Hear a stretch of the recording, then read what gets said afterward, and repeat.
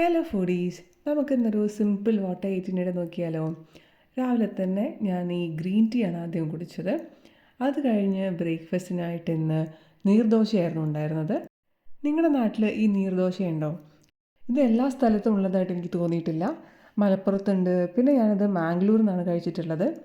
അല്ലാതെ വേറെ എവിടെയും ഇത് കണ്ടിട്ടില്ല. അപ്പോൾ ഇന്ന് നീർദോശയും ചായയും പിന്നെ വൻപയർ കറിയായിരുന്നു ഉണ്ടായിരുന്നത്.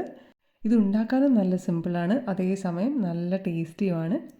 അത് കഴിഞ്ഞ് ഉച്ചയ്ക്ക് ഞാൻ ചോറും കുറച്ച് ബീൻസ് തോരനും ഒരു ഫിഷ് ഫ്രൈയും പിന്നെ മത്തൻ കറിയും അയലക്കറിയുമായിരുന്നു കഴിച്ചത്.